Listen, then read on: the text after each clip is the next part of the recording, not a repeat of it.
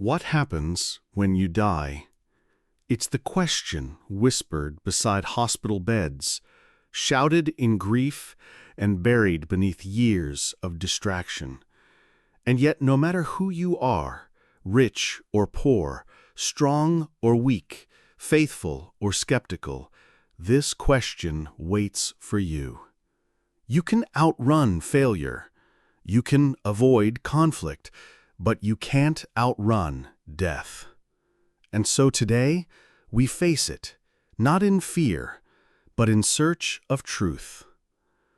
Welcome to God and the Other Side, a channel where we dive into the mysteries of life after death with open hearts, open scripture, and a reverence for the one who holds eternity in his hands.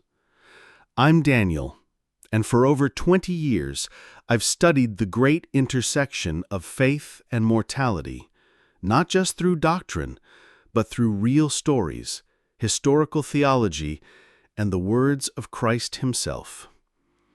Today's question is as old as time. Is there life after death? And if so, what does God really say about it? Before we explore this question deeply, I want to invite you. If you believe this message matters, if you've ever lost someone, or if you've ever feared losing yourself, please like this video, share it, and subscribe to our channel. Because this conversation is not just about death, it's about how to truly live. Now, let's begin with the biggest misunderstanding most people carry. Many believe that life ends in silence, that death is the final page, that once the brain stops, the lights go out and you disappear. But let me ask you something.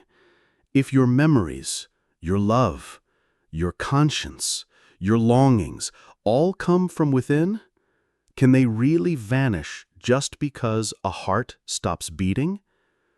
Is it possible that what you are is more than what you look like? This isn't just a poetic idea.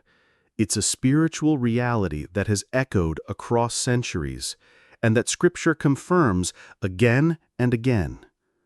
In the book of Ecclesiastes, we read, "The dust returns to the ground it came from, and the spirit returns to God who gave it."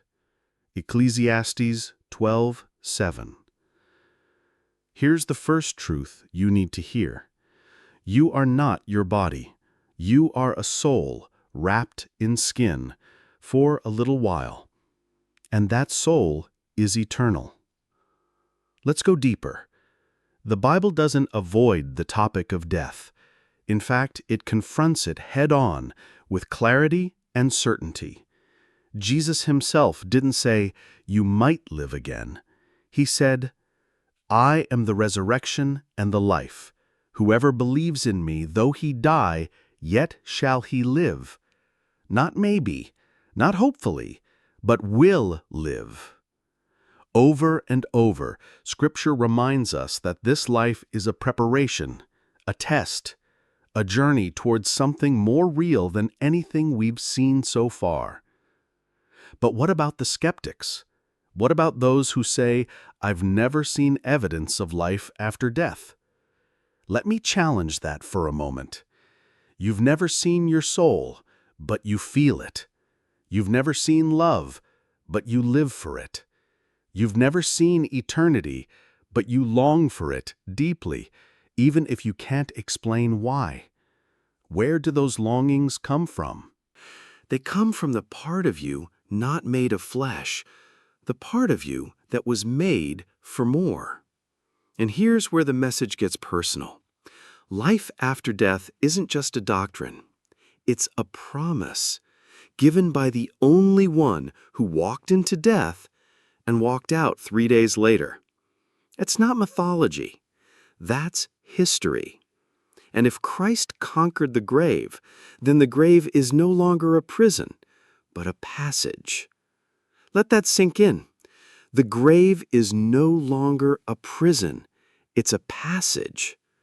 And this changes everything. Because if death is not the end, then every moment you live here matters. Your choices echo beyond the walls of time. Your soul is being shaped not just for this world, but for what comes after. Let's talk plainly now. If there is life after death, then the question isn't just, will I live again? The question becomes, where will I live after I die? And this is where Scripture gets clear and uncomfortable.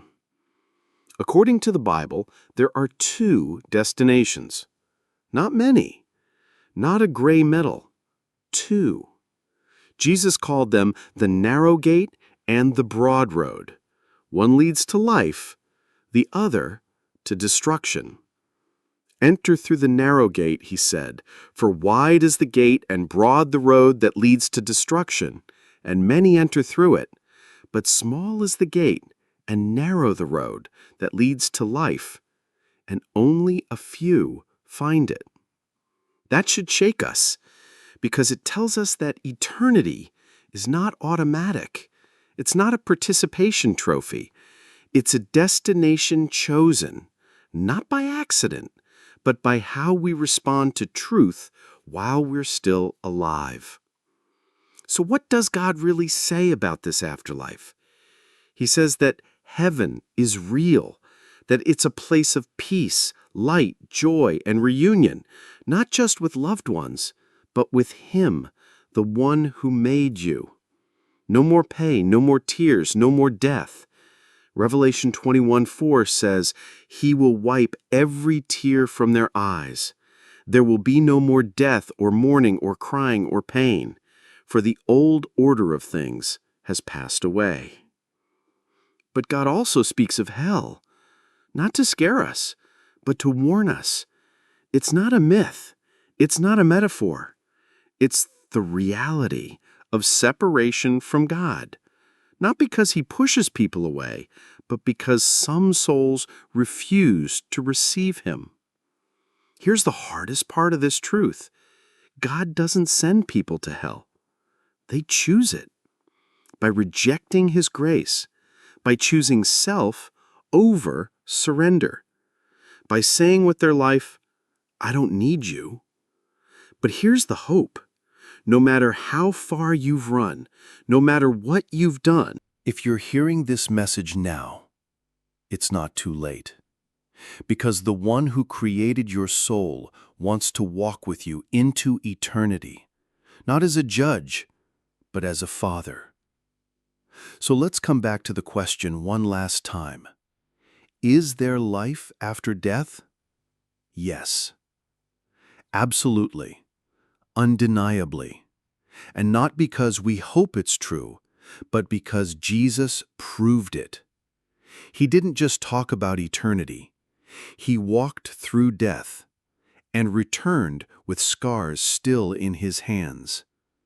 He said, Because I live, you also will live. John 14:19. That's the foundation of our faith, not fear, but resurrection. So what do we do now? Do we just wait for the day we die? No. We live differently. We forgive more quickly. We love more deeply. We hold our time more sacred. Because we know this isn't the end. It's the beginning of the real story. And you are invited into it. Thank you for spending these moments with us at God and the Other Side. If this message stirred something inside you, if it made you think, question, or even pray, don't let the moment pass. Like this video, subscribe, and share it with someone who needs to hear what God really says about life after death. Because one day, sooner than we think, we'll all face that final breath. And in that moment, the only thing that will matter is whether we knew Him. To live is Christ, and to die is gain. Not because we deserve it, but because He died so we wouldn't stay dead. There is life after death. And if you're willing to receive it, that life can begin today.